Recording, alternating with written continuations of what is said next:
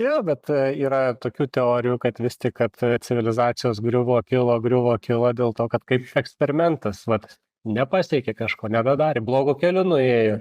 Reikia iš naujo sugriauti, sukurti, iš naujo restartinti civilizaciją, iš naujo kurti žmogų. Pasakysiu mintį, pažiūrėk. Vat yra kažkoks, bet koks procesas, ne?